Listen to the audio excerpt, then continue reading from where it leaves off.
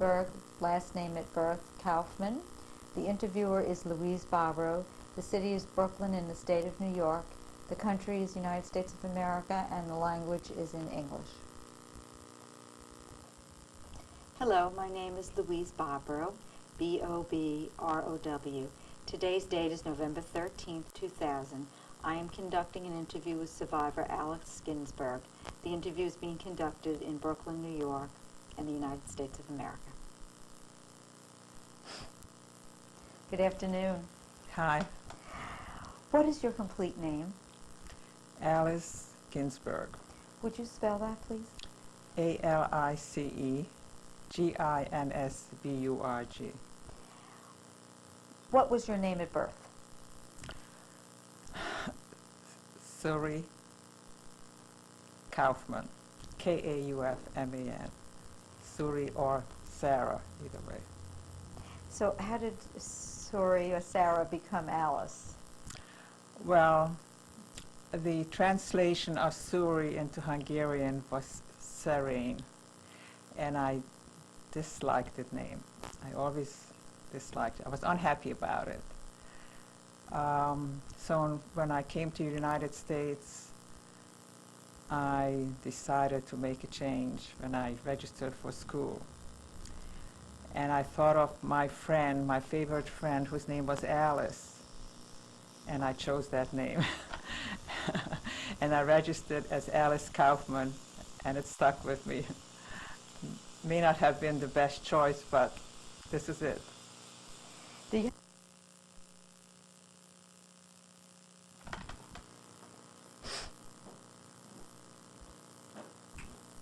We had to stop for a moment due to a brief mechanical problem, but we're going to continue now with the interview. Did you have any other nicknames at all? No, none, just that. When were you born? October 3rd, 1930. Motzei Yom Kippur. Where were you born? In Munkatch. Would you spell that, please? M-U-N-K-A-C-H.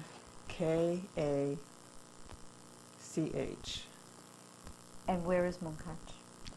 Well, it's in the Ukraine now. It was Czechoslovakia when I was born.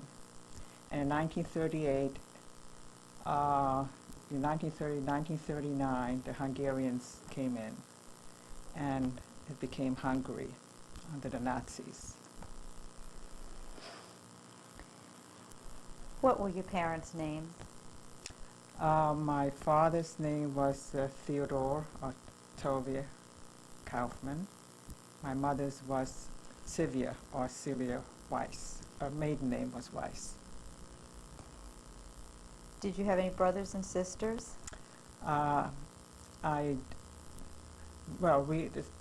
Three sisters and a brother survived, and I had another brother, an older brother that died when he was 9 years old of rheumatic fever. He died at home. And my youngest sister was about 9 or 10 years old when she was killed in Auschwitz. Would you say your siblings' names? Start with the oldest one. The oldest one is Irene, then Susan, we called her Zhuzhka, and then the brother that died, Chaim, Sucher Chaim we called him, and then the surviving brother, David Kaufman, and then myself, and Ruchele, Rachel, the youngest one. Tell me about your father. Can you describe him? What was his personality like? And what do you remember about him as a little girl, when you were a little girl? Well, what I remember about him as a little girl is totally different from after the war. He was a very strict father, very religious. Religious came first in his life. Later on, after the war, he continued to be religious. He never wavered in his religion. He never wavered in his belief in God or his optimism in life, no matter what happened, and he went through a lot. And except he mellowed in his personality. He wasn't as strict after the war as he was when we were growing up. What was his occupation before the war? Well, he always had a store, confectionery store, and he had that for a while in Satmar. He got married in Munkatch. He moved to Satmar.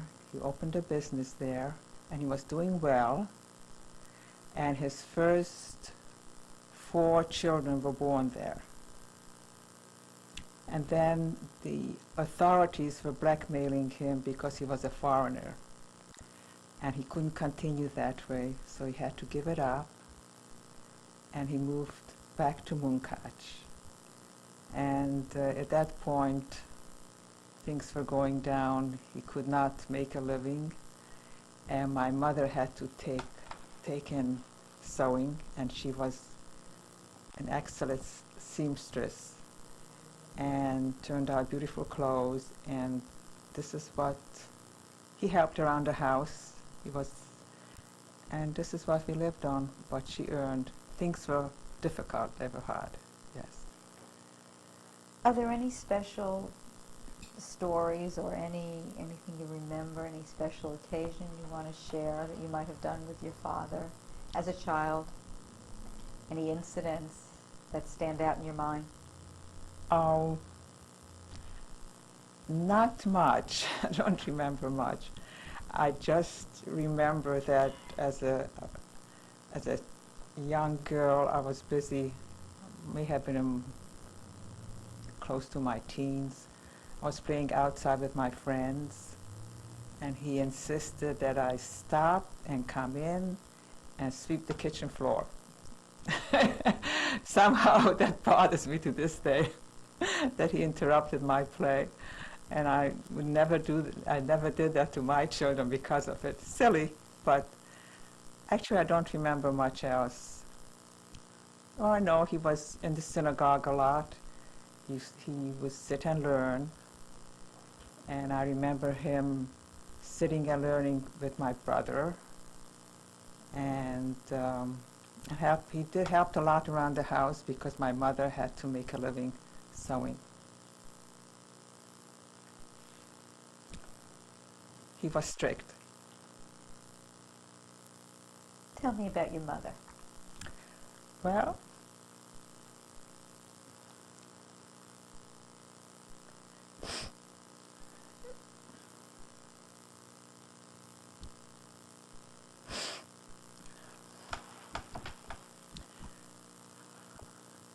she didn't have much time for us, but she was very loving.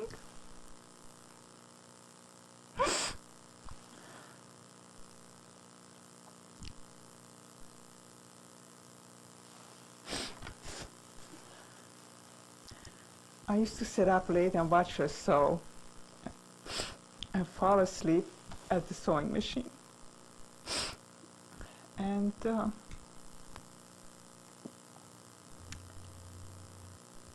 she was very good and very patient and very loving. And her whole life was concentrating on her family.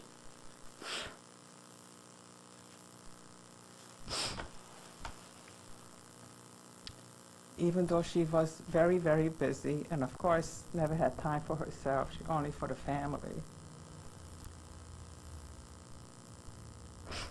She managed to find time when I had a play in school in honor of Mother's Day. And she made it a point to come.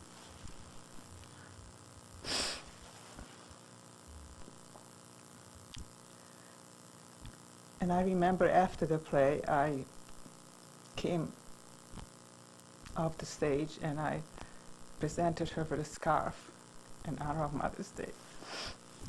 That's about all I remember. very minor things, but those are the things that stand out in my memory.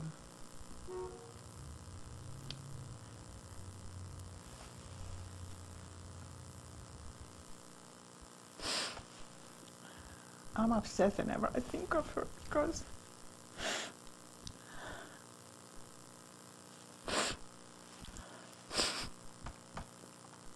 she didn't live to see any joy, no nachas. She didn't live, this is what she looked forward to, this is what she lived for, to see joy in her children.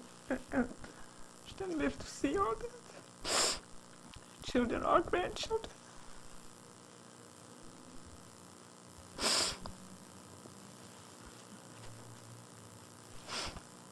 So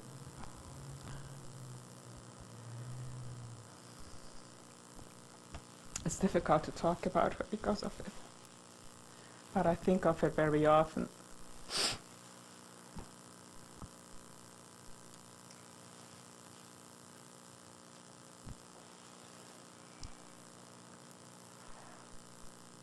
Any special memories that you have of your brothers and sisters that you'd like to share when you were younger?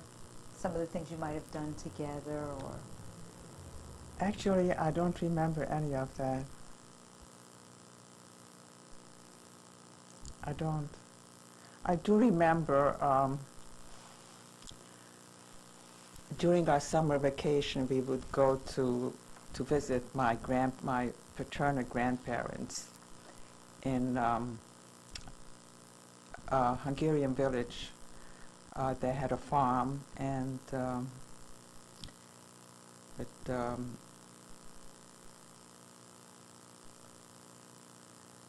they had cows and chickens, and typical farm, small village. I do remember going there in the summer with my siblings and enjoying that. So that's a nice thing that stands out in my memory. Was there a particular sibling that you were closer to or closest to? I don't recall.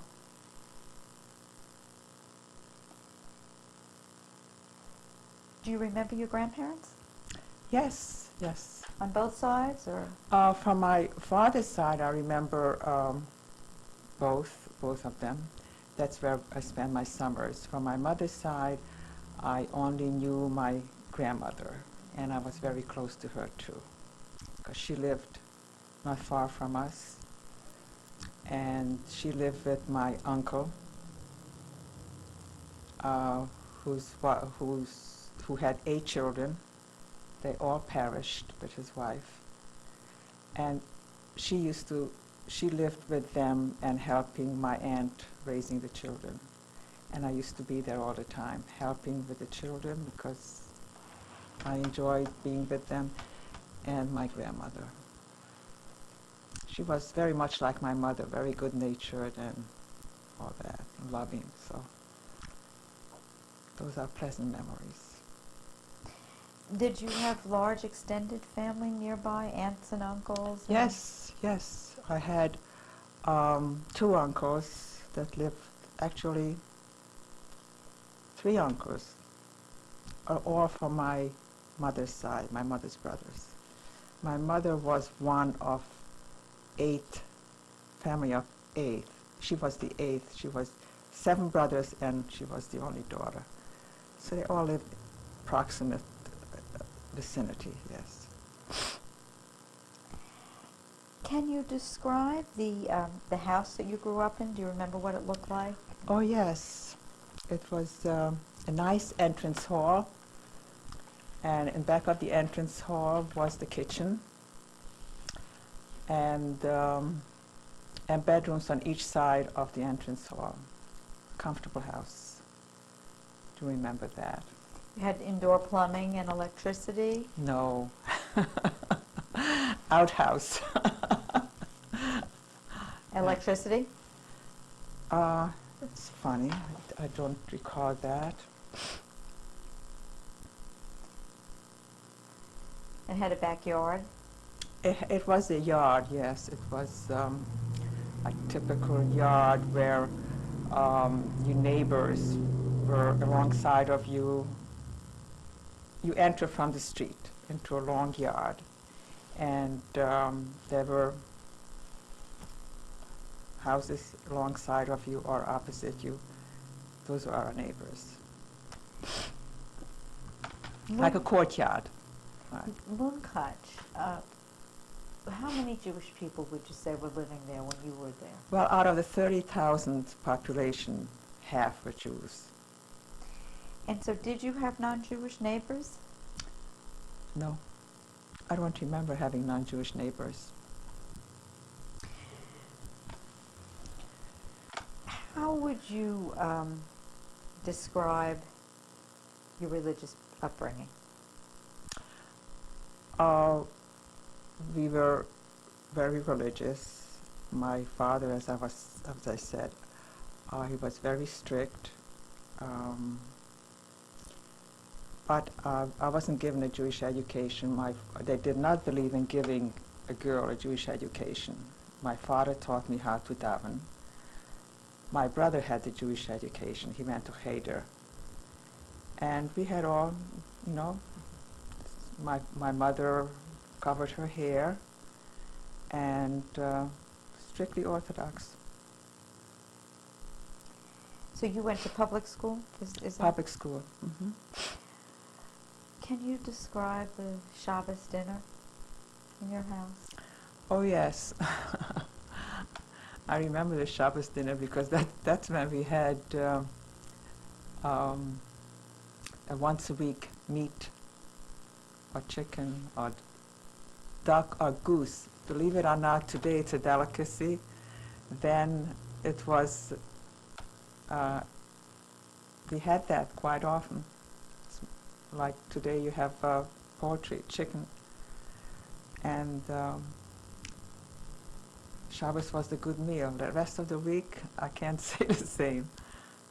What did you eat the rest of the week? Well, I don't remember. Well, we did not have abundance of food. Let's put it that way. But Shabbos was Shabbos meal. Yes. What about Pesach? Do you remember Pesach? Oh yes, wasn't as easy as it is here today. It was difficult, and well, the variety of foods we have today, we certainly didn't have then. It was mostly chicken and potatoes, and meat was the delicacy, and matzah. Not too much of a variety. And getting ready for Pesach wasn't easy either. We remember putting all the books outside and have the wind turn the pages, so make sure all the crumbs are cleaned. Yes. Everything we did those days was more difficult. And who conducted the Seder? My father. My father always, in fact, while he was, even after the war, we continued. We used to get together with my brother and his family and my family, and we always had the Seders together. And to this day, my children remember that. It's their fondest memories with all the cousins, my father conducting the Seder, and searching for the Afikomen. They remember all that. So when you were growing up in your home, what was your favorite holiday?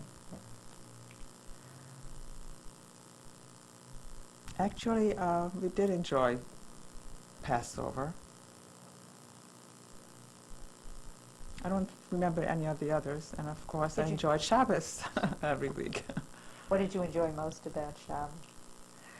Well, it's being all together, and the Shabbos table, and the different meals, and my mother's baking. And, did she have a favorite food that she cooked that was your favorite? oh, I ate anything and everything. There was no problem. Was there any one particular dish that you remember she made that you loved? I remember her baking, her coffee cake. It's called kakos. It's a Hungarian kakos. That I do remember. Yes. Did you have certain chores that you had to do around the house that you were Oh assigned yes. to do? Well, I had to. My job was to sweep the kitchen floor or wash it, whatever. How many years of school did you have? I finished 8th grade, elementary school, and looking forward to high school. And I had my uniform already, with the hat, special hat, and complete uniform, and was very excited about entering high school, looking forward to it. I enjoyed being a student. And then it all stopped when the Hungarians came in, followed by the Nazis. The first thing they put a stop to is school. Jews could not attend school anymore, and which upset me quite a bit. So that's where it ended. What was your favorite subject? I don't remember that. I just remember studying conscientiously all the time. Did you have a best friend? Yes. The one whose name is Alice, was Alice. I had several good friends. They used to come over, play in the yard. We used to do a lot of jump rope a lot. Or I would visit them in their homes. Or I would say they were very religious friends and they had an influence on me. I used to say tefillin, Psalms, I used to read every day. And that's what I remember about them. Was there a large Jewish life that went on in Munkatch, such as Jewish theater or culture? Do you remember any of that at all? No, this was centered around the synagogue. Any culture that was concentrated among the Zionists, which my father did not approve of. I know my oldest sister tried to get involved with that. He did not approve of that. So. Did you get involved in it at all? No, I was too young. Were you aware yourself personally of Hitler's rise to power in Germany? I didn't know what was going on, really. All I knew that things were beginning to change, and it was harder and harder to make a living. My father struggled a lot. In fact, out of desperation, he had to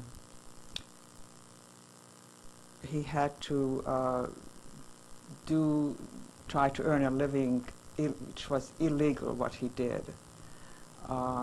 He tried to sell hides on the black market.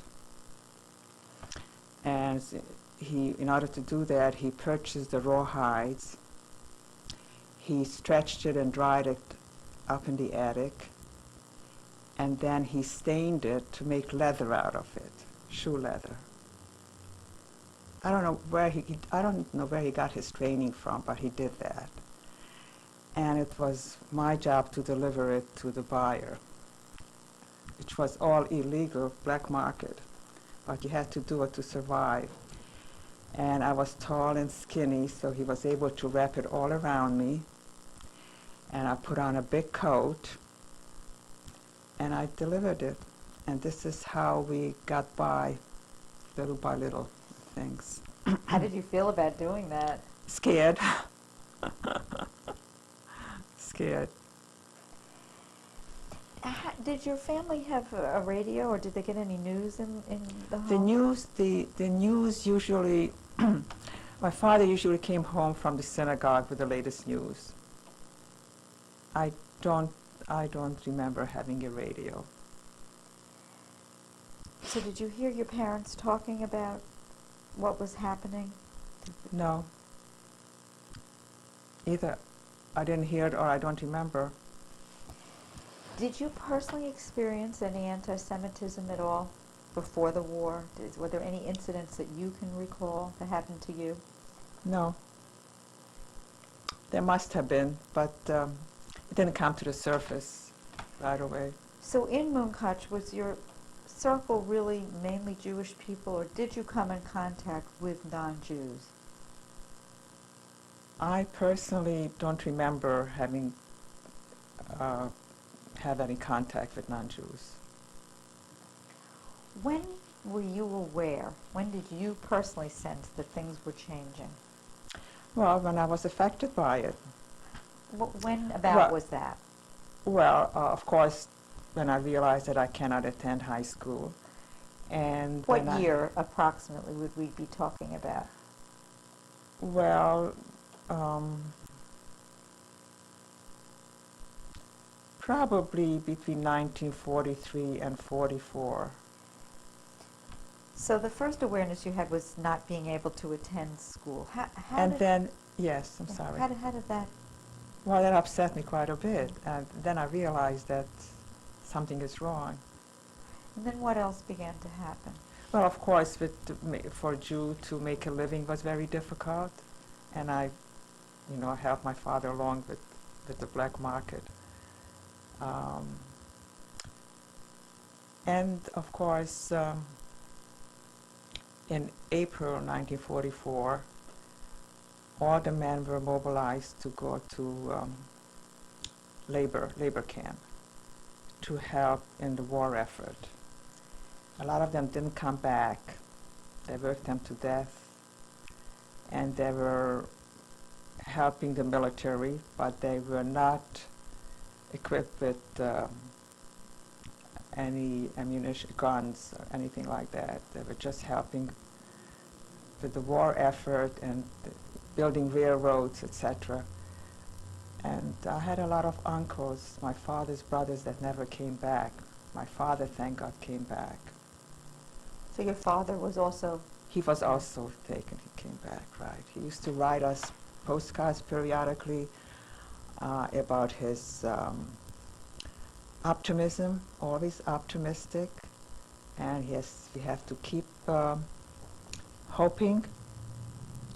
We must never lose hope that things will be better, and that kept us going.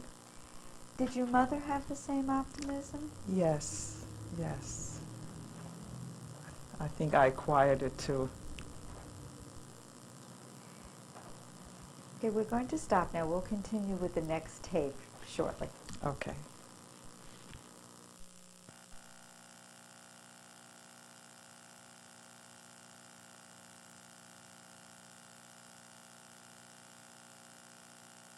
To survivors Alice Ginsberg.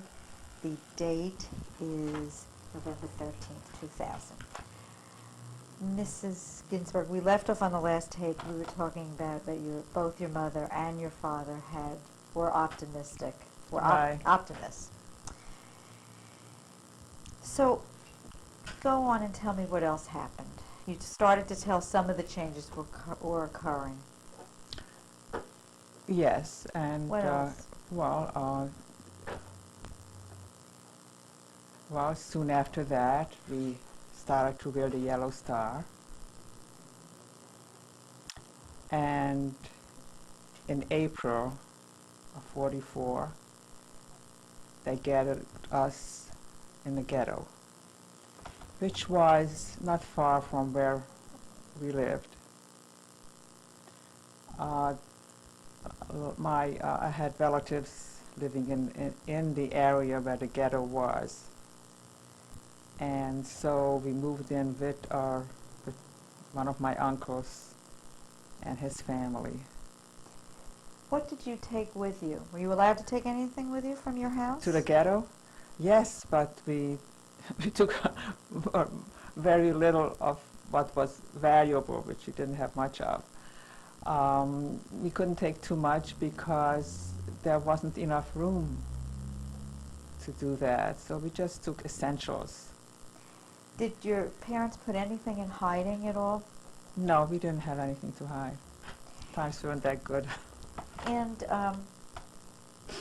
This was when the Germans occupied. Right. There were actually Germans in Munkatch. Do you remember when they first came in, the Germans? I just know things have changed, begin to change, but I don't remember them per se. Tell me about life in the ghetto.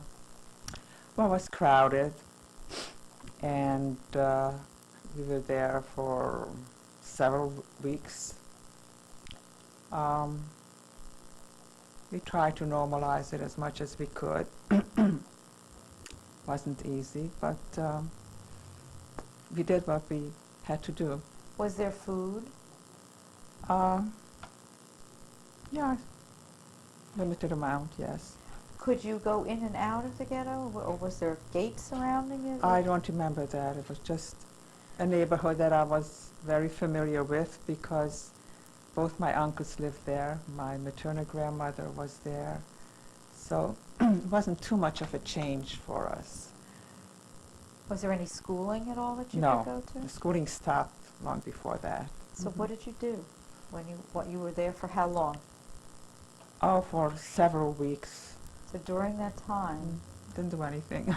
did any memories of how you spent the days? Just hoping that something good will come of it. Don't remember, it's not very vivid in my memory. Who actually was guarding the ghetto? I suppose, I don't remember that, but I suppose it had to be, the Hungarians are very willing partners, so they may have, I really don't remember that. Was your father able to continue with his religious observances inside Yes, the because ghetto? that was a very religious area, and they still had the synagogues there now. So that part of it didn't change much. Is there anything else that you remember about the ghetto in particular? No, it's just that after a few weeks, they started to systematically mobilize us to, they had the cattle cars that they put us all into. And we tried to take along as much food as possible because we didn't know how long the journey would take. Did you know where you were going? Well, they always try to deceive you by telling you that you're going to take you a place where you're going to work, labor camp. And we didn't know how long it's going to take, so you took just the essentials. You concentrated on food, and they crowded us in.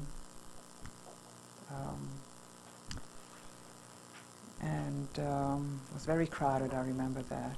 The cattle car. Did you have any food with you? We took along food. What did you And take? well, my mother baked her favorite my favorite kakosh, and I kept on saving it because we were very careful not to consume too much because it had to last us a long time. So sure enough, it stayed there. When we arrived in Auschwitz, we were hungry and thirsty along the way. We tried to save water, tried to save the food, even though we were hungry. And when we arrived in Auschwitz, we left it all there, and the hunger continued. Do you remember anything else about the cattle car ride? It was very, very, very crowded. You barely had room to sit, and it was a horror. What time of the year was this? Was This it warm was or cold? May 1944. It was, well, we arrived in Auschwitz a few days before Shavuot holiday, 4 days before. And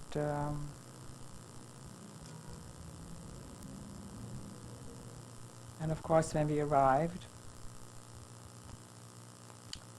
we saw smoke and fire on all sides. And we lined up with, at first we lined up whole family together.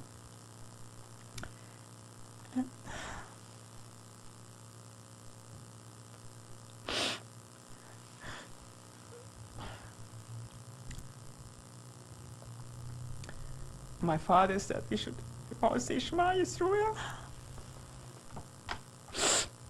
because that's what you're supposed to say before you die. So he saw what was coming. So he all said Shema Yisrael.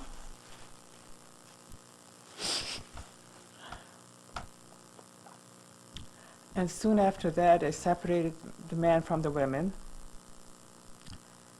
My father went with my brother, and I went with my mother, younger sister, my two grandmothers that were both in their late 70s, and my aunt with her 8 children, including a set of twins. Her oldest one was just slightly younger than I was, but she was carrying one of the children, one of her siblings. So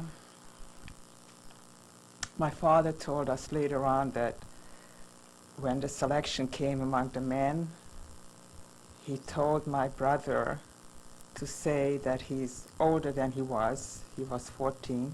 He says, you tell them that you're 15. He saw already, he foresaw that there's some possibility of staying alive. And he was 42. So sure enough, when they came by, he didn't even wait for them to ask him, and he right away said, I'm 42 and strong, and I want to work. And my brother said the same thing. So he was chosen to be among the living. I was walking with my mother,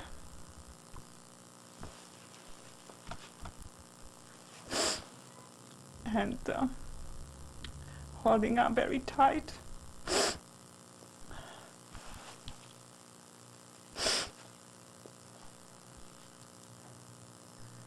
With my grandmothers and my cousins and everybody.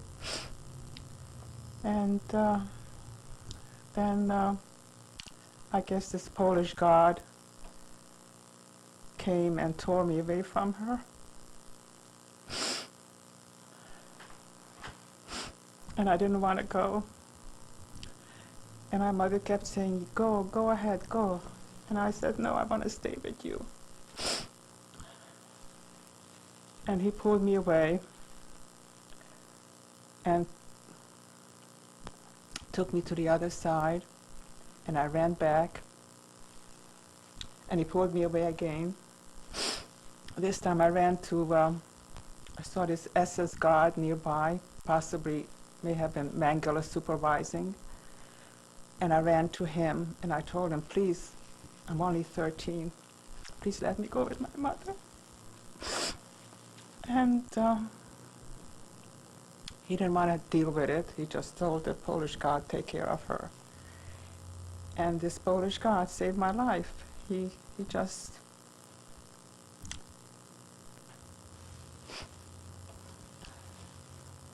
I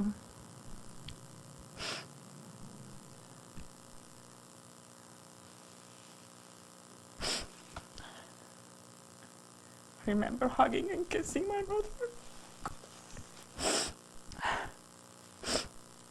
I remember that kiss for a whole year.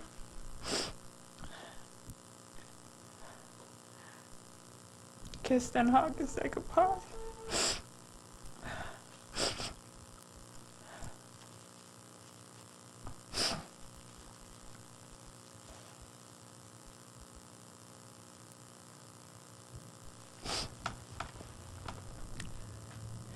And I went to the other side. I found one of my cousins there who was a year older than myself. She survived too, by the way. And it's a cousin from a different family. not the ones, not from the family with 8 children. And then we were taken in to fumigate us, shave our heads. We had to strip naked, drop everything, whatever you had, any possessions. That's why I don't have anything, no photographs, none from home. I had to drop everything and put on the striped uniform with a number on it. But I wasn't tattooed. And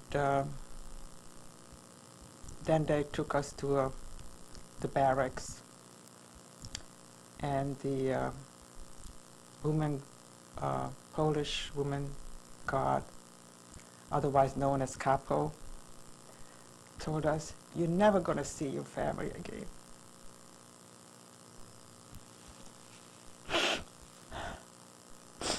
She said, "You see the fires? See the smoke? That's where they are. I'm never going to see them again."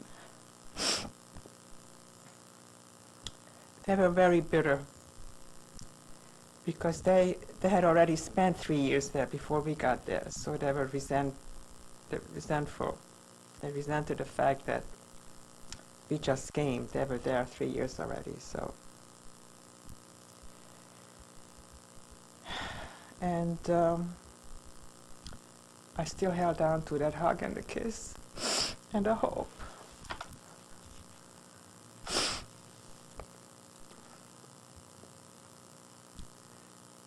And of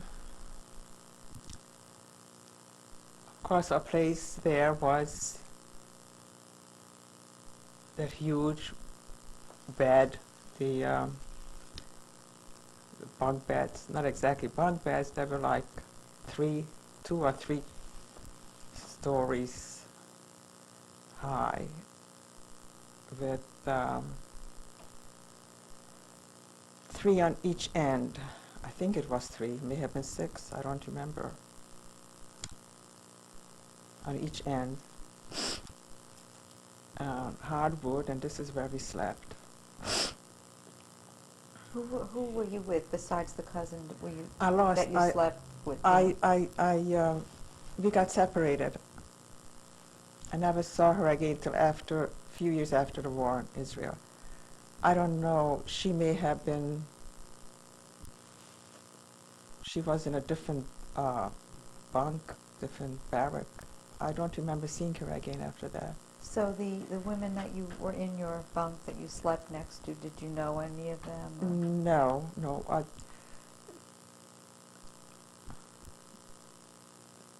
There were 2 sisters there that I remember meeting with them later on, but I don't remember seeing them right at the beginning. So, at nighttime when you were in this bunk, were you able to talk to one another? Yes, we whispered. What did you talk about? Everybody was crying, Fear, loneliness, hunger. Did you do any praying? Were you able to daven into that? Well, we didn't have any. I don't remember doing any of that. I may have. Or maybe I didn't want to be caught. I don't know. What food were you given? We were given a green liquid, very loose liquid, was the soup. I don't know whether there was anything in it. It seemed very loose, maybe some beans. Loose liquid. It didn't matter, whatever it was, I ate it. In fact, a lot of the others couldn't eat it. They threw up from it, they had diarrhea, they were very sick, they gave it to me and I ate it.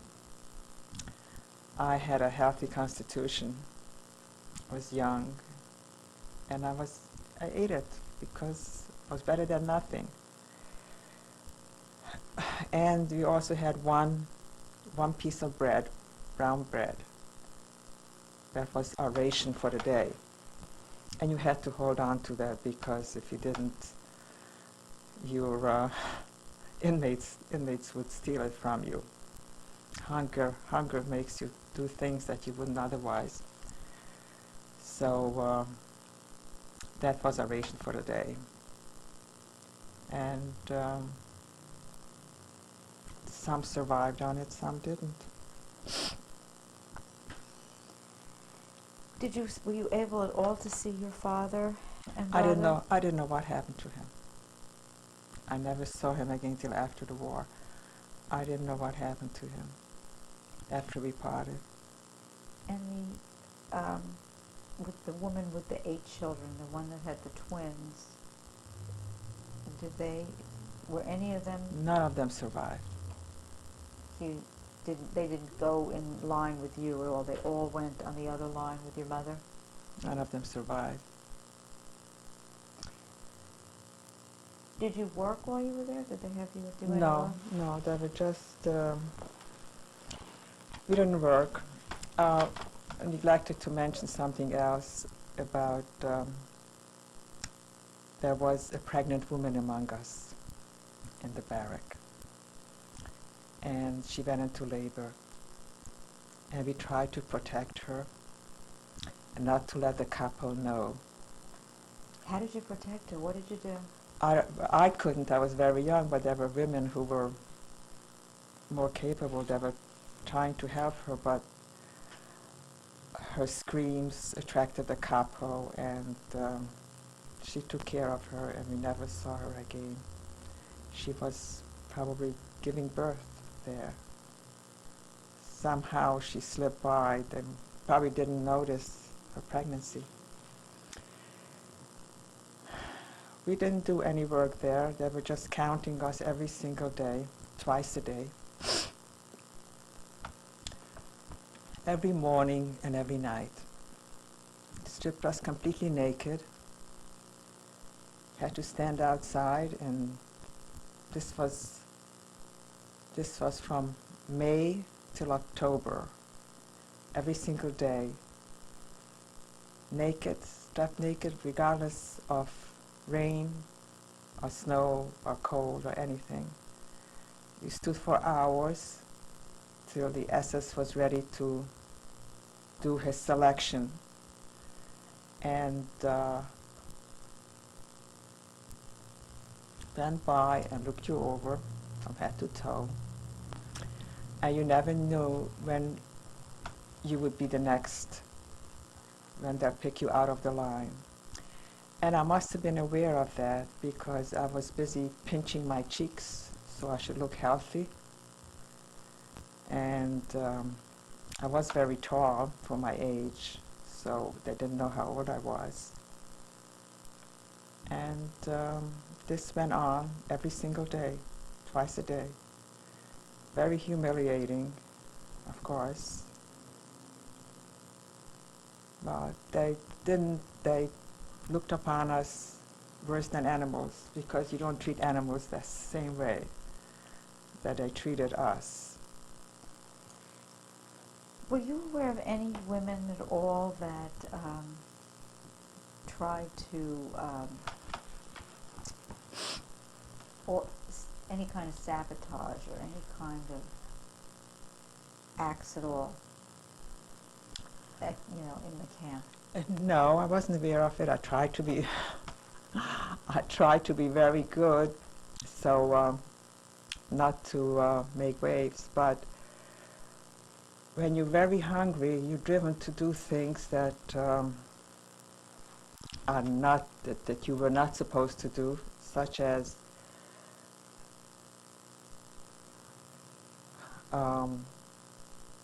sneak behind the officer's kitchen, check out the garbage pails, see if there's any food they threw out.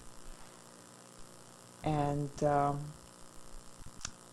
found some potato peels. Little did I know that it's rich in vitamins. I ate that. My friends did the same.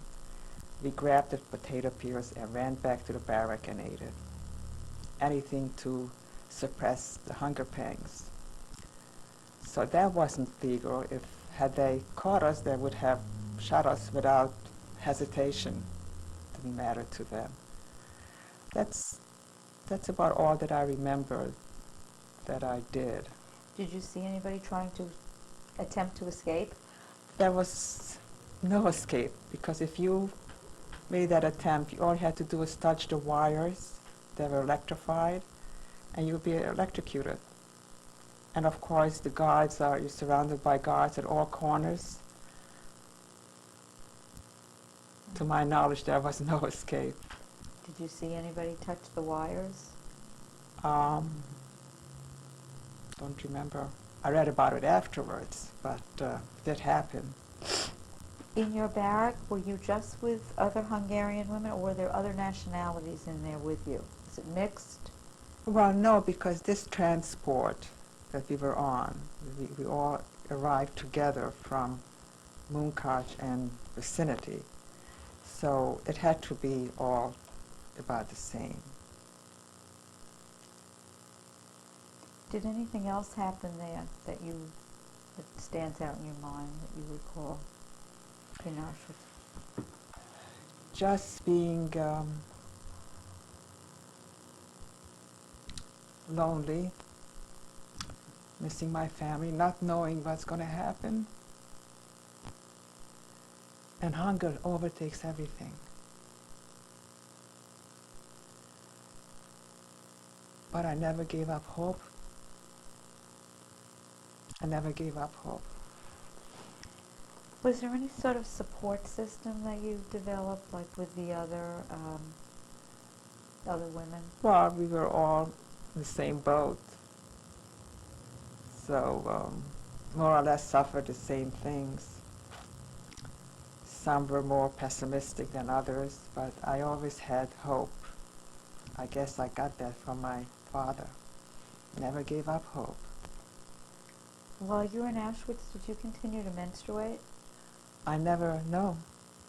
I didn't start at home. I was only 13. I never started to menstruate before. And I don't think anybody menstruated. They must have put in some medication in the food to stop that, because I don't remember anyone menstruating.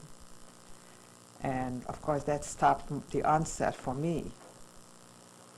And it continued to hold it back till several years.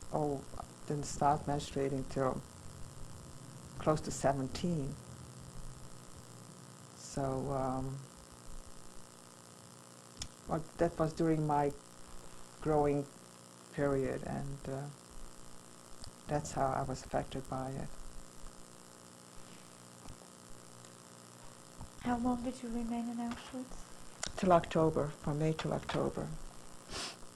Did you have any idea how to keep track of the days? No, I don't remember.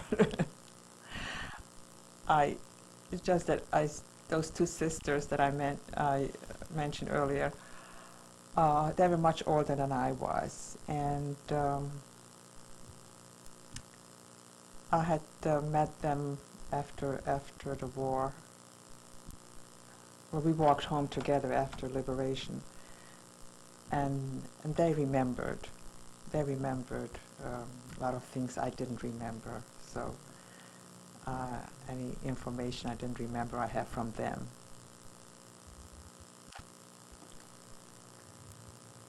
So after the 6 months, what happened next?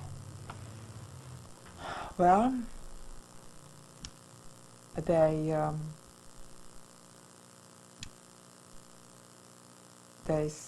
moved us to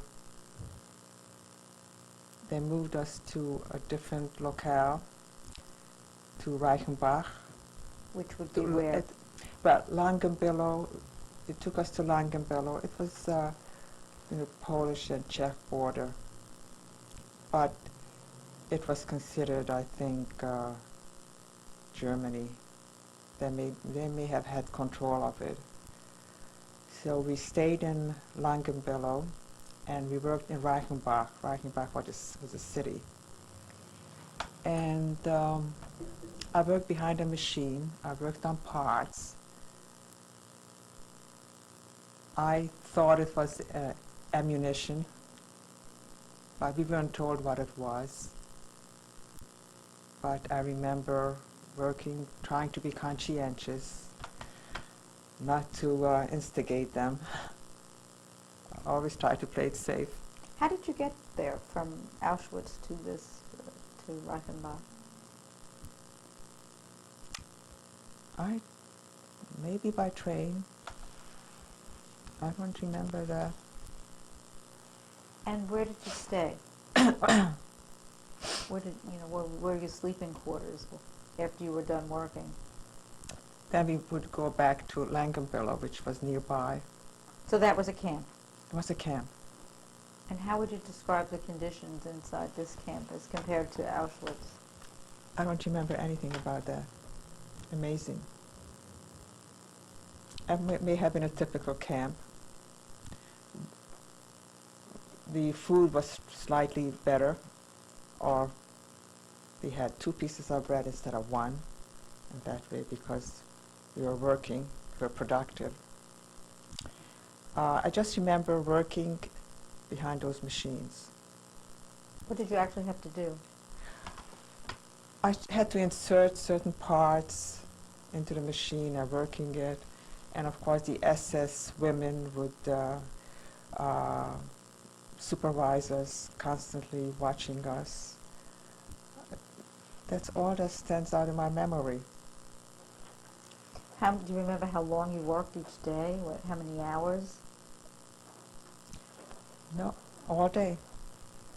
We're going to take a break now. Okay. We'll continue shortly.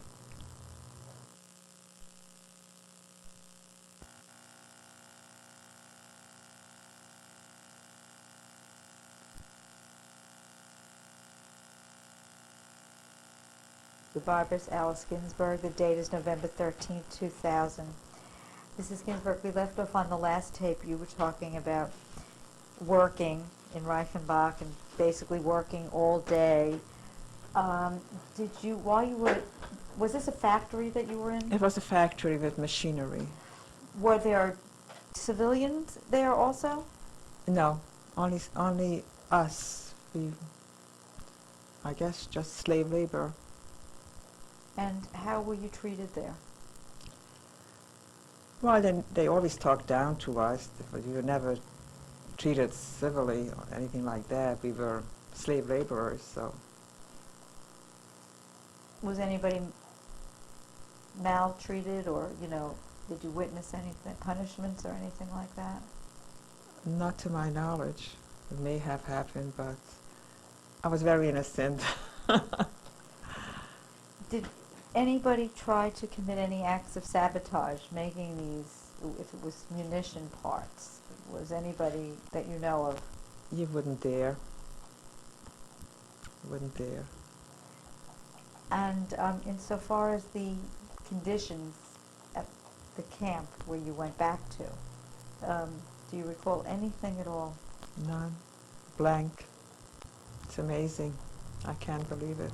It's just certain things that stand out in my memory. Is there anything else that stands out there while you were in Reichenbach? No, just working there. I'm trying to work there from October till January. And of course, as soon as the Allies or the Russians would come close to us, we would always be moved further away. So I guess it was an ordinary camp, like maybe it was continuation of setup like Auschwitz. Do you think the conditions might have been better there, or you just don't remember? It's amazing. How long were you there, do you think? From October to January. And then what happened? Then they started to move us further again, but this time we had to walk. The long march began, and it was winter time, cold, snow, icy. What were you wearing? Just the uniform, the striped uniform. And we were walking all day. It was very, very tiring. People were dropping left and right. And or some people lost their toes from the, from the ice, from the freeze. And you had to keep up, otherwise they would hit you. And there were SS guards, women guards, SS uniform, that were accompanying us. Of course, they changed guards several times, but we continued, and it was a horror. Thank God for my perseverance. What got you through? My perseverance. What did The you hope. say to yourself? Then I'm going to get through this. And they were dropping left and right, and if you could not keep up, they would shoot you. And in fact, those two sisters from my hometown, after the war, she told me, she was in the same group, but I didn't see her while we were walking, while we were marching. She was telling me how, as she was walking with her sister said, I can't go on anymore. I just want to stay here and die, and you go on. And the other sister said, you have to, because if you stay, I'm staying, and we're both going to die. So you're going to have to get up and go. And she did it. She forced herself to get up and continue for her sister's sake. And they both survived. So it was not, perseverance, not to give up. And this, we must have marched a week to 10 days, I don't know exactly. And we arrived in a place called Parschnitz. Also runs, I guess it was all Poland, Polish, German area. And we were given a shovel, and we were told to dig ditches. I didn't know what it was for. We all thought it was for us. They're going to bury us alive. But we did what we were told. They were right on top of us. You could not rest for a moment. You just had to. I don't know how I did it. I was. You do what you have to do. Who was actually ordering this? German guards, or was There it? were always German guards, SS. In fact, at this point we saw men not far away from us, a certain distance away, doing the same thing. And we thought it was useless task just to keep us busy, or maybe they want to bury us. But I found out afterwards it was we were digging bunkers for the Germans because they expected, I guess they expected the Allies to come to get closer, whatever. It's for their own safety. So I guess I was there till liberation, from January till May 45. And you were also in a camp with barracks? Well, it had to be. I only remember digging ditches. I don't remember anything else. Do you remember what you might have eaten?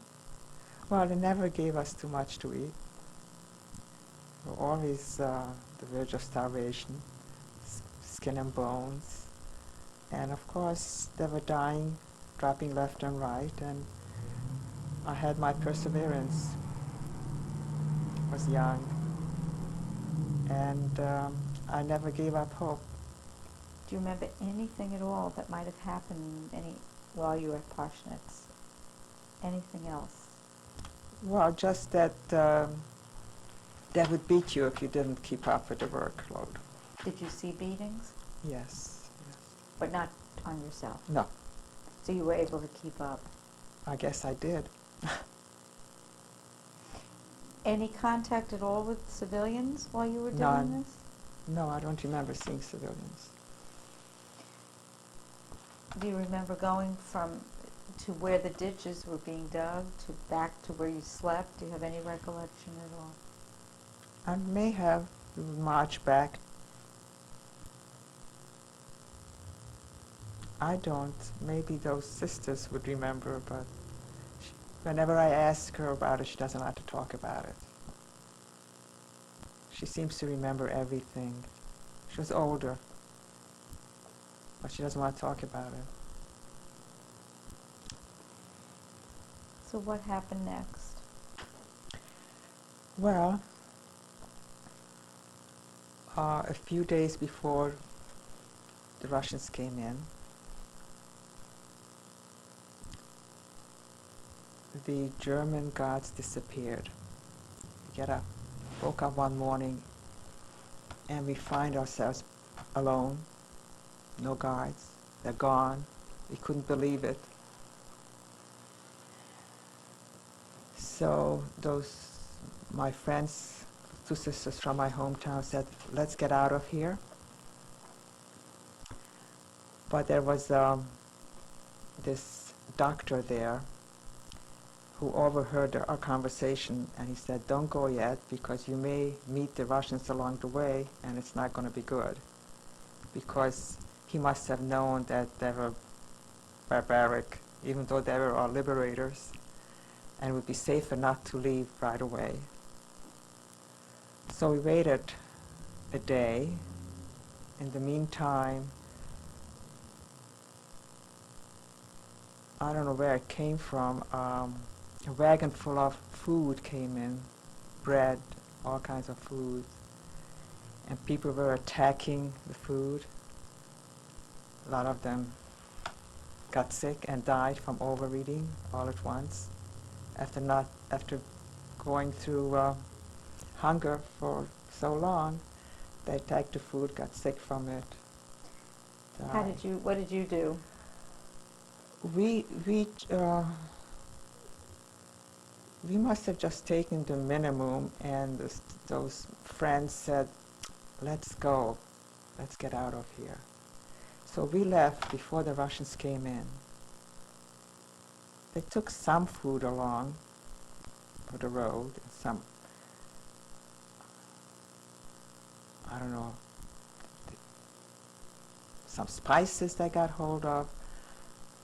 Don't worry, it will come handy, she said. So we left. We didn't know where we're going. On foot? On foot. Or if we saw a wagon, we would get on that. Or back of trains. And then along the way we saw a lot of other people coming and going from other camps. There were crowded with people coming from all over that were liberated. And we were talking to them and asking them if they know any of our relatives. Have you seen my father? Have you seen my sisters, my mother? And that's when I found out that my father and my brother are alive, that they survived. How did you find that out? We met somebody that was together with them, and they told me that my uncles were in the same camp. My uncles worked in the kitchen, so they were able to get food out for my father and my brother. My brother, one of the Nazis got a liking to my brother, and he made him his houseboy. he was shining his boots and he helping out. And he was very protective of my brother. In fact, when they were, at one point, when they were taking children away and he was going to go along, he said, "No, you don't go, you stay here." So this Nazi had a heart. Well, at least I found out that those two survived and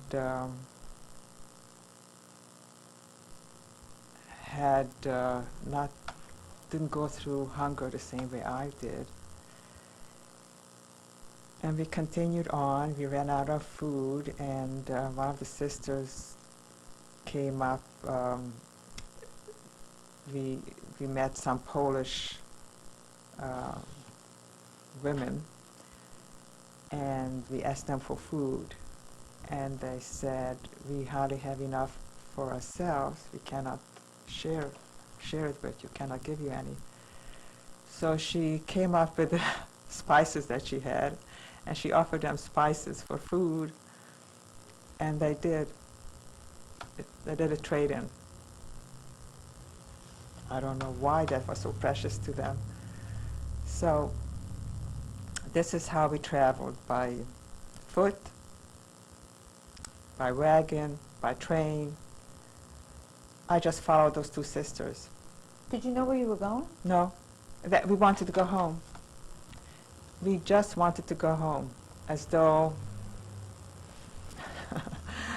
our family is going to be waiting for us there.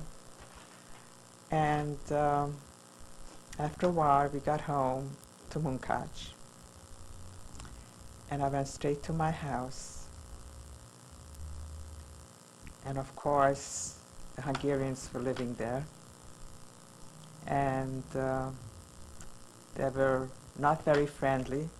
They were afraid I may ask them to leave. So they told us where we can find our uncles. My two uncles were there. They're both my father's brothers. One of the uncles was the husband of the father of those 8 children. And the other one was the father of their cousin that I found in Auschwitz. And so I went there, and I walk in, and my uncle was so happy to see me because he thought that if I survived, his oldest daughter, who was only a year younger than I was, probably survived too. I started to cry, both burst into tears. So he realized that she did not survive. He was hoping that at least one of his children would survive. And he found out the reality of it. His life was never the same after that. And they told me that my father is not there. Both my father and brother are in Budapest, in a hospital. They contracted typhus fever, which was rampant after the war. So I went back. I don't know how I did it. I don't remember the details. But I went back to Budapest, and they had organized by then. They had organized offices, joint distribution committee, I think. If you're looking for your loved ones, you went in there to register, and you told them who you're looking for. Of course, I didn't find my mother's name there or my sister's, just my father and brother, and they told me that he is in the hospital, and but he's coming home. I don't remember where I stayed, but I remember seeing them after they came back from the hospital in Budapest. And this is where my two sisters were during the war. So they survived. They had left Munkatch before the war broke out. First, my oldest sister, Irene. Times were very bad, so they decided, family decided that she will go to Budapest, which was the capital of Hungary, get a job. She was a skillful seamstress too, like my mother. She worked with designer clothes, as a sample maker. And anything she earned, she would send back home to the family so they can buy food. So that's why she was in Budapest. Soon after she left, my younger sister followed. So they were both there and sent whatever they could, they sent back home. In fact, my sister denied a lot of things to herself so she can spend more money home. And so they were there. So I found my sister Irene there too.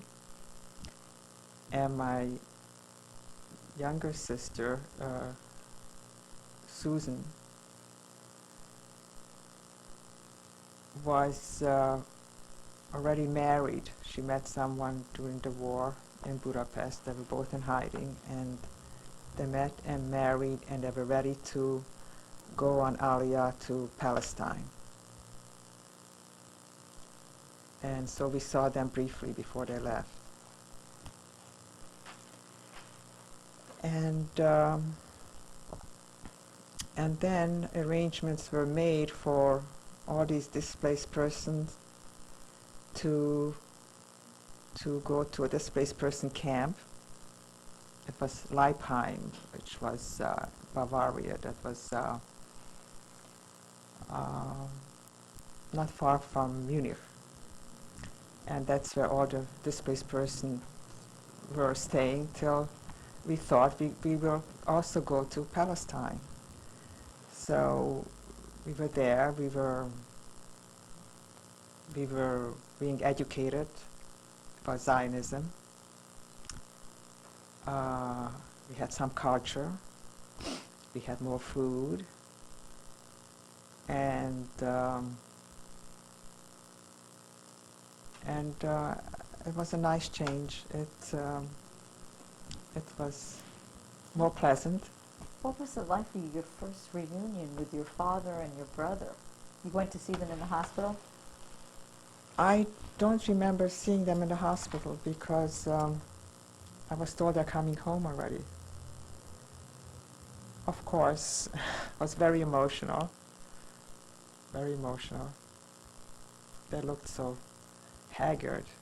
I didn't look any better either, but they went through this typhus, took a lot out of them. What type of education did you get at the DP camp? Well, we were learning Hebrew, Zionism and its culture, and kibbutz life. It was quite interesting. And we had a social life. And there was a lot of dancing and singing and typical kibbutz life. How old were you by now? Well, this was a year later, so I was 14.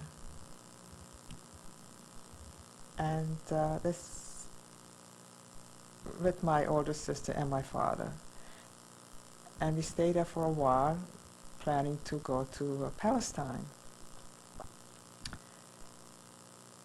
Just like my other sister and her husband, they went on illegal Aliyah and ended up in Cyprus and all that, through Romania.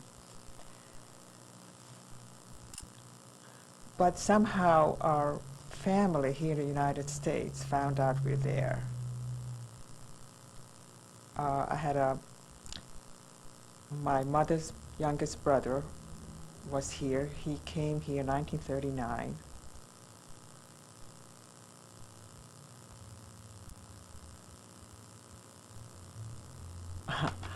I want to divert a little bit about that. my father also had a chance to come here, and he gave my uncle his ticket. He didn't want to come here because he heard that it's a goyish land. In other words, you can't, it's hard to be religious and Shomer Shabbos here, because he remembers he came here as a kid. It all started with before he was born. It all started with my paternal grandmother, my father's mother. At age 16,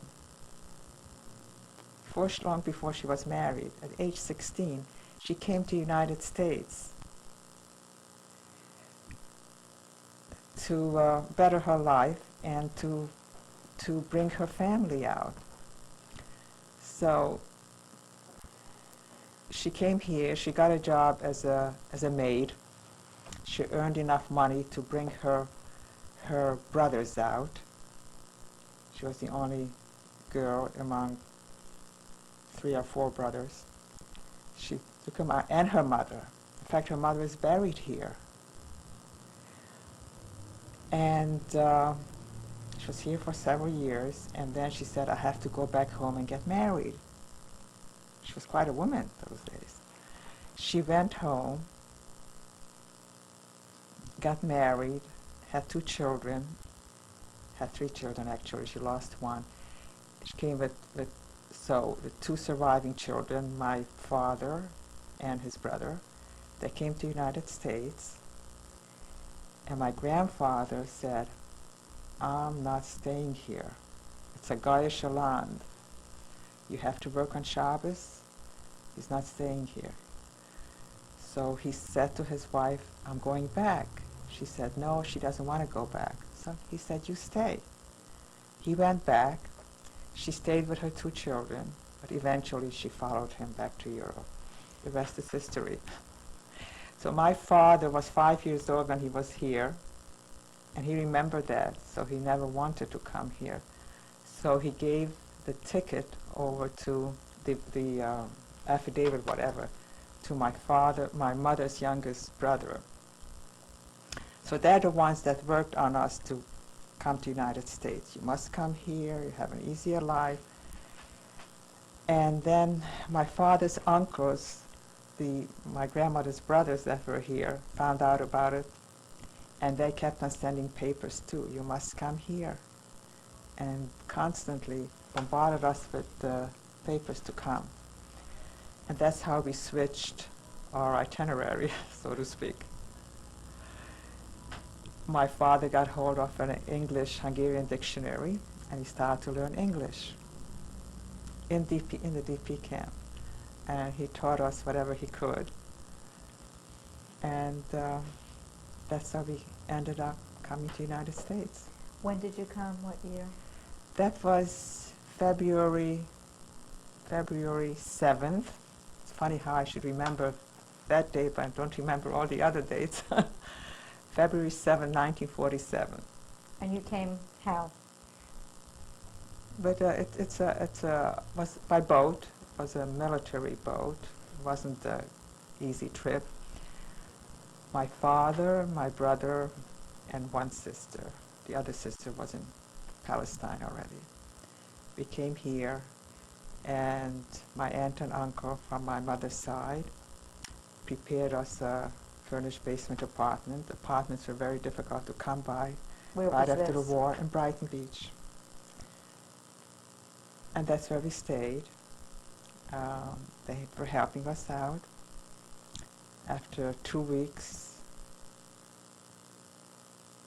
my sister, my oldest sister, decided she has to go to work and, earn a living. So she got a very good job as a sample maker in her profession. And on payday, she got her envelope, and without opening the envelope, she turned it over to my father. Here it is. And I attempted to go back to school, knowing very little English after 2 weeks being here. But I thought if I start with a math class, I can get by easier.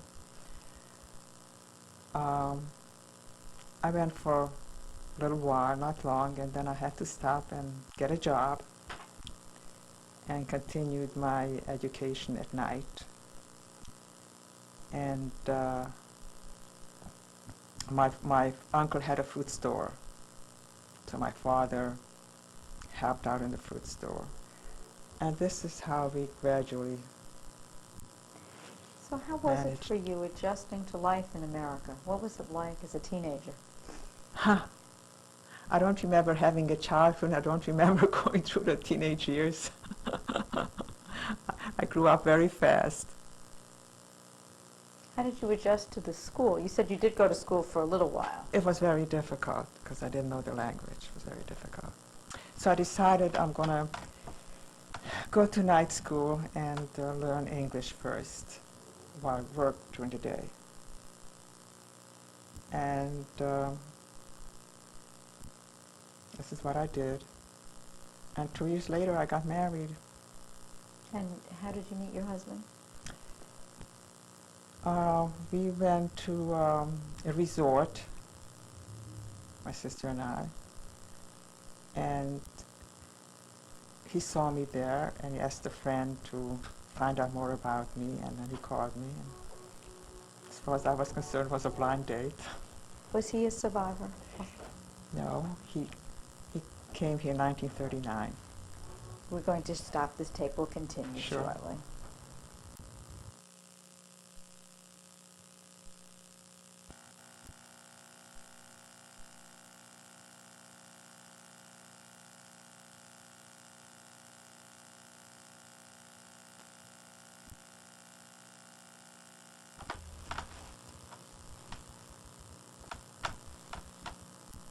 Tape number 4, survivors Alice Ginsberg. The date is November 13th, 2000. So, Mrs. Ginsberg, we left off on the last tape. We were talking about your husband came here in 1939. What was his name? Shlomo Frommer, Seymour Frommer in English. Yes. They came just before the war broke out. And did you have children? Yeah, I had a son with him. And we married 4.5 years when he was killed in an automobile accident. We were all in the car, and he survived, and he was killed unconscious immediately and died soon after. And 5 years I raised them myself.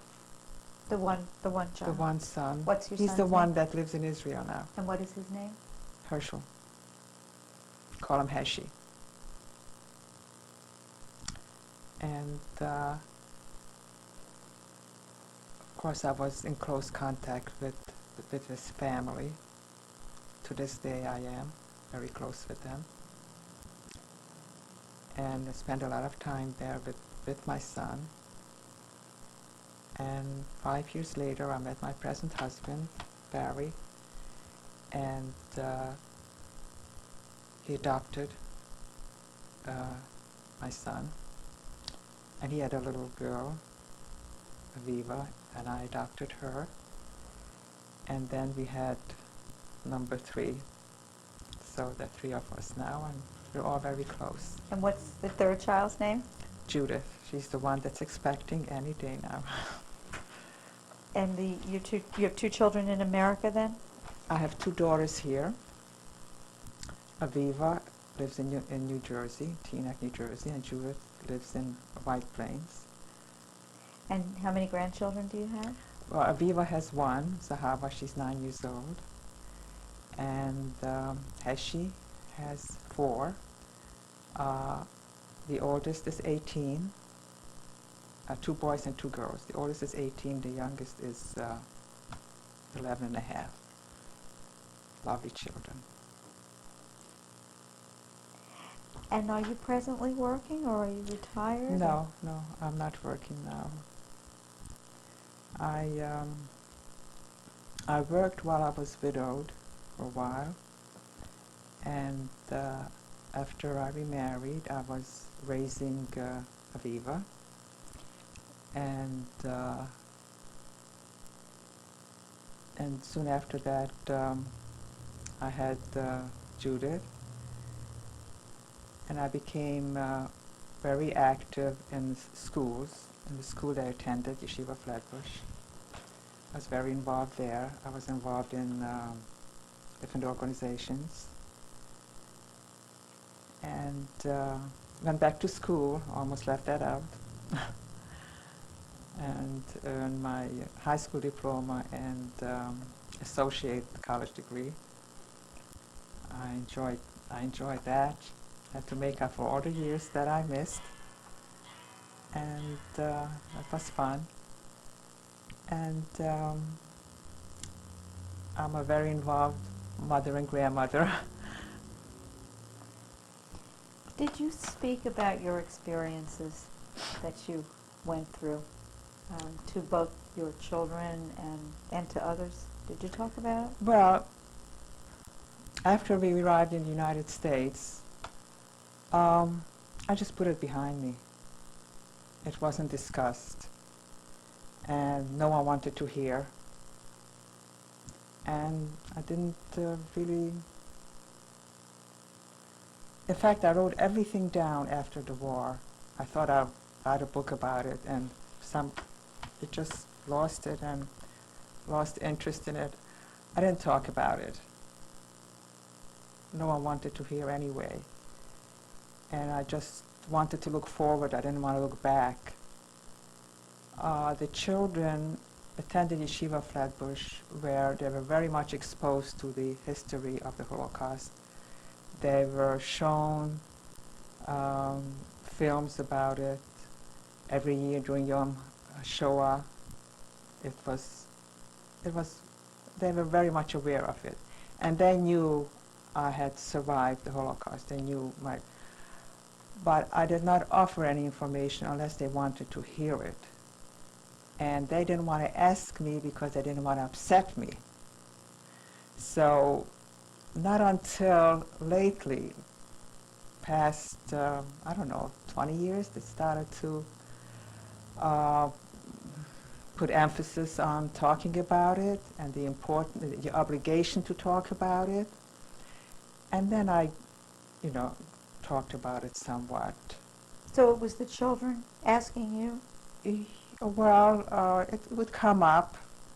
They would see it in the school, would come home, discuss it, and I would elaborate on it. They didn't ask me too much, no. And now my grandchildren are asking me. They have projects to do, and they have to write about it, so they ask me, and I tell them.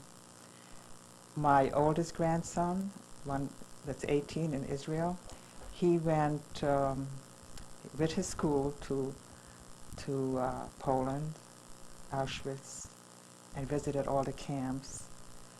So I talked to him about it before and after. But he too hesitated. I really had to encourage him to ask me questions so he could appreciate a trip more. And my son told me the story that he didn't want to tell me, that's my grandson Avi, that when he was in the camp in Auschwitz, he passed by the rubble of the crematorium.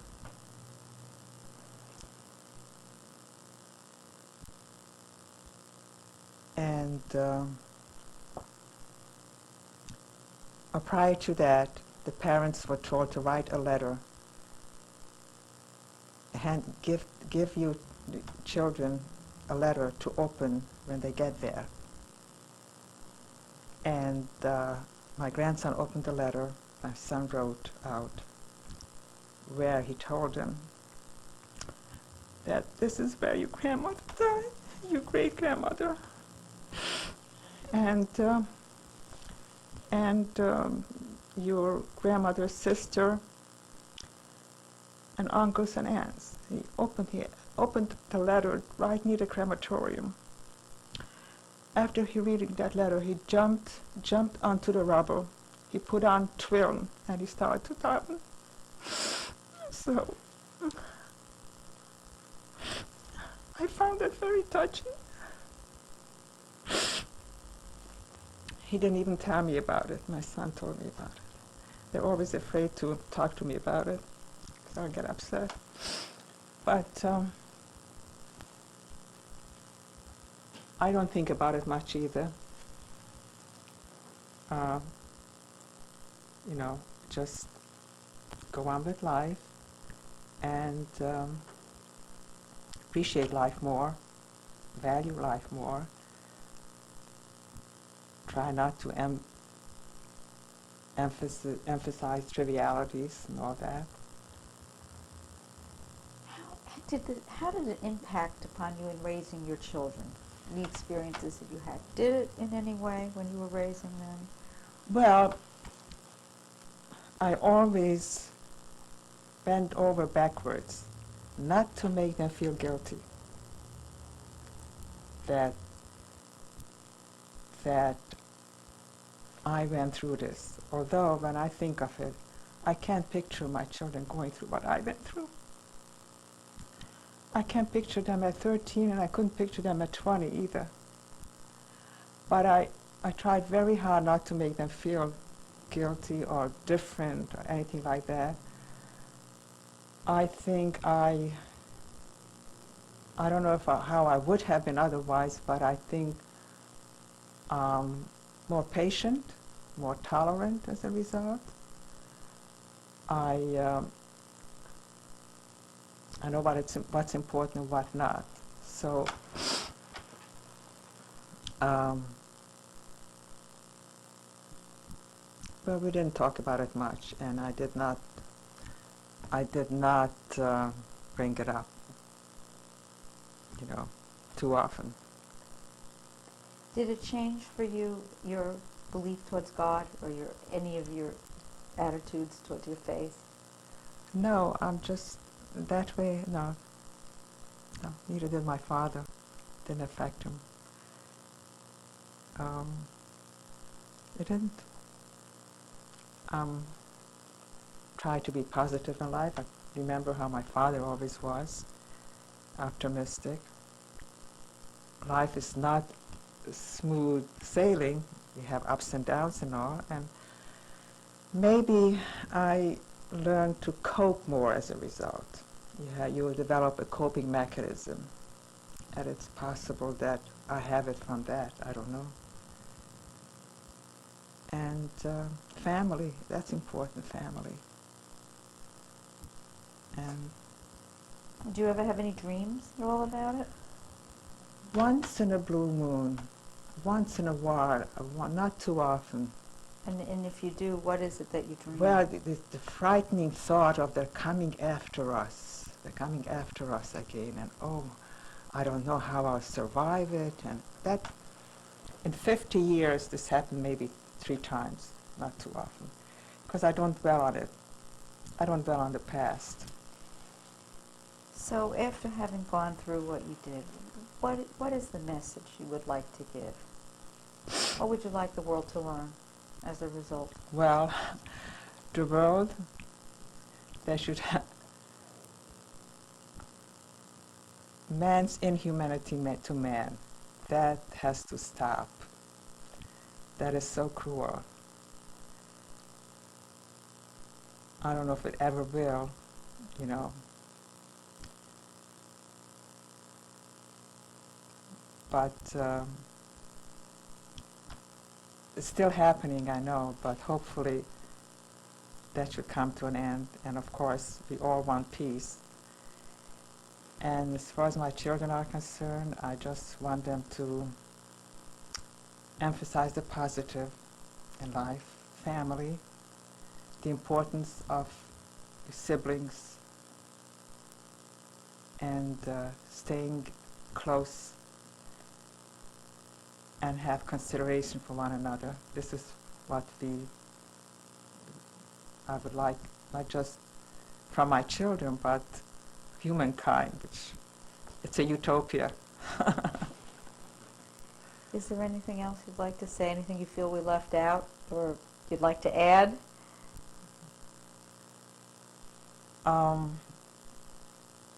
I don't know if I mentioned, I just have a different appreciation for life, and I hope my kids learn from that too, what's important, what isn't. And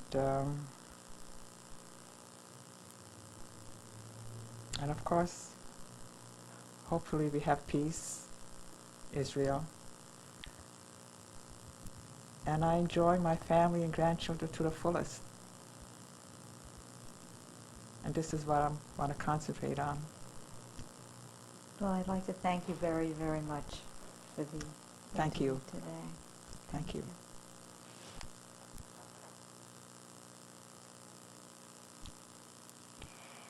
Mrs. Ginsburg, would you introduce the gentleman sitting next to you? Sure.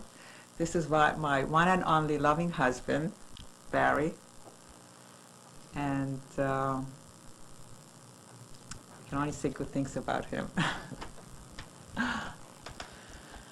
Well, certainly the feeling is entirely mutual, and we've had a very, very wonderful life together, and really, I think except for certain very special times when the incidents that she lived back in her life come to the fore, she really has lived a life where she has certainly mastered the situation, and she has been as sweet and as kind to not only to me but to our children and to everybody. Everyone says there's no one who's handled things as well as she has and been able to do things as well as she has and to overcome what she went through as well as she has. And the children are all very sorry they can't be here. Of course, our son Heshi and his wife and 4 children live in Israel, and that's a little bit of a trip. And our daughter Judith and her husband David, while they live in White Plains, she is due momentarily and of course couldn't make the trip. And Aviva and David and their daughter Zahava also live in Teaneck, New Jersey, and just today was a very bad day for them to make the trip too, although they really wanted to. And that's it. You'll make it up in pictures. Thank you very much. Thank you. Thank you.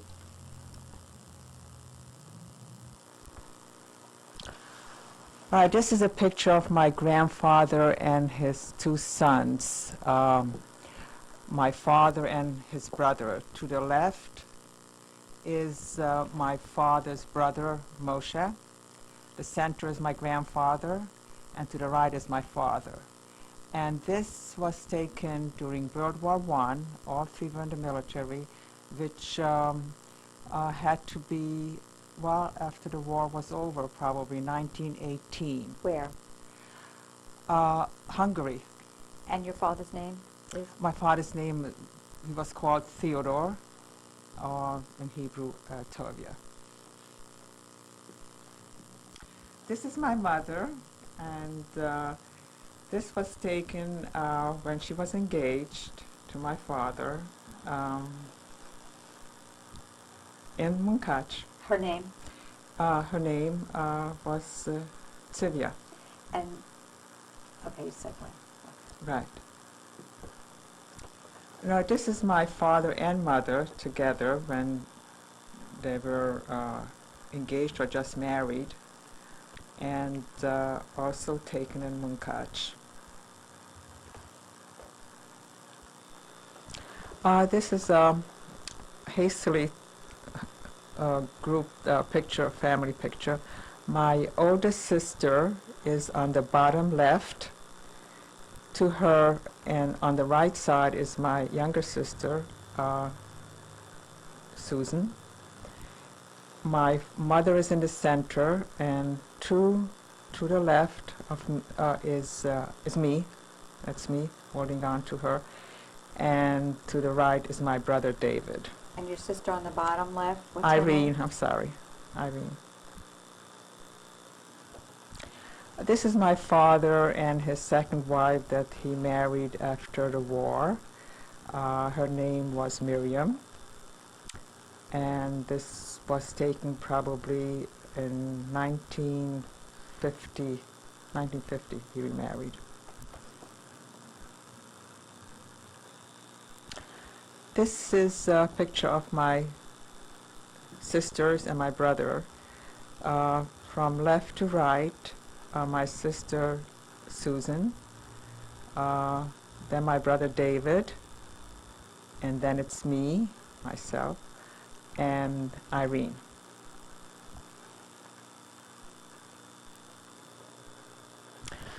This is a family photograph taken at Judith's wedding. Bride and groom, Judith and David, in the center. To the left is myself and my son Heshi. To the right of them is Barry and David, my son-in-law, David Horowitz. The next row is Racheli, that's Heshi's Racheli, and Sue, that's their daughter, and Sue is my daughter-in-law. And then it's on the other side is Aviva, my older daughter, and next to her is my oldest grandson, Avi. And the next row from the left is Moshe. And the two girls, to the left is Zahava, Aviva's daughter, and next to her is Adina, the youngest of Heshi and Sue's.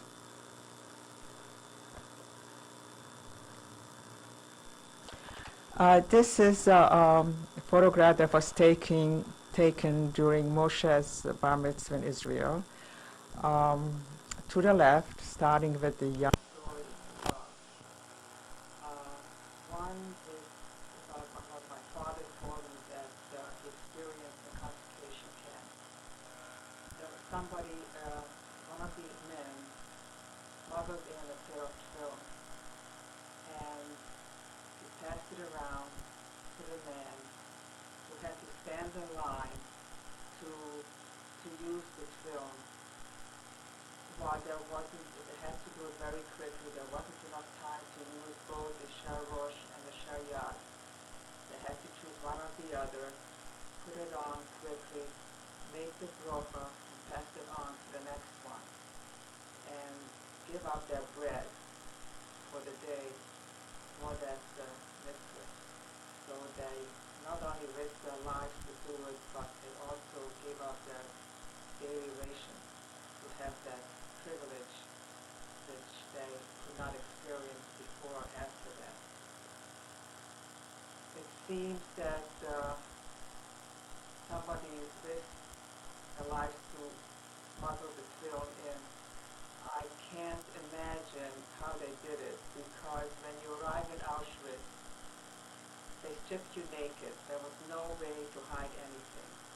The only thing I can think of is that possibly one of the men was assigned to clean the cattle cars that these people arrived in, and maybe at that point he was able to, he may have found us here, and that's when he smuggled it into their camp, and this is how they used it. The other one, the other postscript I want to talk about is the experience I had 40 years, approximately 40 years after the war, when my daughter Aviva got married, and I took her to the mikveh. When we met the mikveh lady, who seemed a little bit old, happened to mention the fact that I looked very young to have a daughter like that. And she proceeded to say that, well, I guess it's because you didn't go through what I went through. I said, well, yes, I did. She said, well, you probably were in a concentration camp. I said, yes, I was. And we compared notes, and she still didn't recognize me, and I began to remember somehow recognized her voice. And I ventured a guess, and I mentioned her name, and she said, yes, that's my name, and I told her my name, and we both burst into tears and hugged and kissed, and of course a lot of the experiences we shared came back, and that was a very dramatic experience. And so that's what happens. Life goes on. You try to put everything behind you and build a new life. And value what's important, especially family. We try to value each other, and I hope our children will continue to value each other, because that's the essence of life. Value your family and friends, and we hope the future will be more rosy than the